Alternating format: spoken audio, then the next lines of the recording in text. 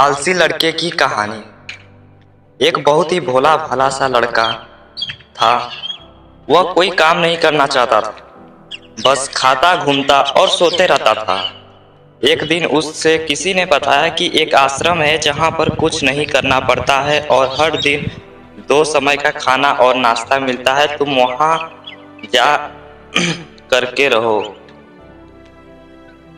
उस आलसी लड़के ने सोचा कि ये तो बहुत बढ़िया है और वह आश्रम में जाकर रहने को सोचा। और फिर वहाँ वह भोला भाला आलसी लड़का अपना सारा सांसारिक जीवन छोड़कर उस आश्रम में जाकर रहने लगा। आश्रम में गुरुजी रहते थे। वह कुछ समय सबको प्रवचन देते थे। वह आलसी लड़का सुनता, बाकी समय आराम करता था और फिर पेट भर खाना खाकर सो जाता था। ऐसे ही उस लड़के का दिन गुजरता गया। एक दिन उस आश्रम में कुछ भी नहीं बना। नाश्ते के समय नाश्ता नहीं मिला। उसने सोचा नाश्ता नहीं मिला, भोजन तो मिलेगा। अब भोजन के समय भी उसे भोजन नहीं मिला। लड़का दौड़ करके गुरुजी के पास गया और उसने पूछा कि आज भोजन क्यों नहीं बना। गुरुजी ने कहा कि बेटा, आज एकादशी है और जितने भी आश्रम के सदस्य हैं उनका उपवास है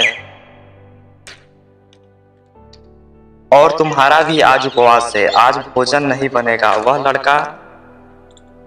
वह लड़का आलसी था और उसे भूख भी बहुत लगता था। उसने गुरुजी से बोला कि मैं उपवास नहीं रहूंगा, मुझे भूख लगी है, मैं खाना खाऊंगा। गुरुजी ने बोला ठीक है, जाओ भंडारे में से सामान ले करके आओ और आश्रम में नहीं बाहर ले जा करके बना लो, लेकिन याद रखना भोजन बनाने के बाद सबसे पहला भोग भगवान को लगाना और फिर तुम प्रसाद पाना।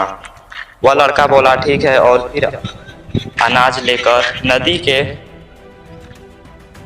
नदी की ओर पहुंचा। भोजन पकाने लगा, तैयार हुआ। उसके बाद कहने लगा कि भगवान श्री राम आइए, पधारिए, लो भोग लगाइए। अब जब उसे लगा कि भगवान तो नहीं आ रहे हैं तो फिर कहने लगा कि मुझे मालूम है आपको तो अच्छा खाने की आदत है, मैं बना नहीं पाया और मुझे अच्छा भोजन बनाने भी नहीं आता, लेकिन जो भी है रूखा सूखा बना है आकर खाइए। भगवान श्री राम उसकी सरलता पर बहुत ही प्रसन्न हुए और उस लड़के को दर्शन दे दिए। उसने देखा कि भगवान श्री राम आए हुए हैं, उनके साथ में माता सीता भी आई हुई हैं, लेकिन लड़के ने सिर्फ 2 लोगों के लिए ही भोजन बनाया था, एक अपने लिए और दूसरा भगवान के लिए। और अब क्योंकि भगवान के साथ माता सीता भी आई हुई थी, उसने उस भोजन को माता सीता और भगवान के सामने ग्रहण करने के लिए रख दिया। भगवान श्री राम और माता सीता ने भोजन किया और उसके बाद जब वह जाने लगे तो यह भोला सा आलसी सा लड़का बोला कि प्रभु आप आए, दर्शन दिए, बहुत अच्छा लगा। मुझे खाने को कुछ नहीं मिला, लेकिन कोई बात नहीं, आपसे एक विनती है कि अगली बार जब आप आएंगे तो कितने लोग आएंगे ये बता दीजिए, ताकि मैं उतने लोगों के लिए भोजन बनाकर रखा रहूं। भगवान श्री राम मन ही मन मुस्कुराए और फिर अंतर ध्यान हो गए। लड़का आश्रम गया, दिन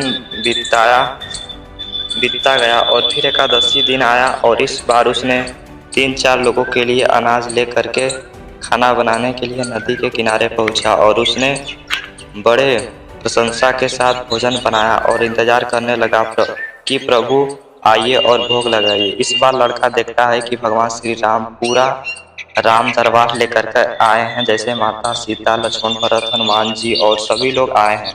लड़के ने 3-4 लोगों का भोजन बनवाया था, इस बार भी भोजन कम पड़ गया। लड़के ने निराश होकर 3-4 लोगों का भोजन बनाया था और इस बार भी भोजन कम पड़ गया। लड़के ने निराश होकर भोजन को प्रभु के आगे रख दिया।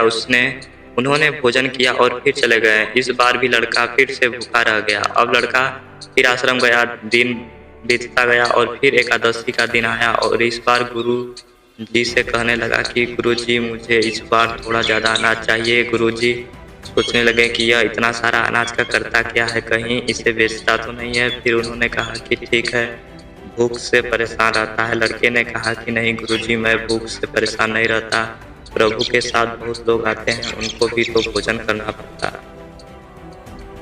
गुरुजी को लगा कि लड़का पागल हो गया है, लेकिन गुरुजी ने सोचा कि चलो एक बार चलकर देखते ही हैं कि लड़का इस बार अनाज सोचा कि चलो एक बार चलकर देखते ही हैं कि लड़का इस अनाज का करता क्या है। वह भोला सा लड़का अनाज ले करके नदी के किनारे पहुंचा और इस बार भोजन बनाया नहीं। उसने सोचा कि प्रभु हर बार ज्यादा लोगों को लेकर आते हैं, इस बार वह जितने भी आएंगे खुद बना करके भोग लगा लेंगे। और फिर प्रेम से प्रभु को बुलाने लगा।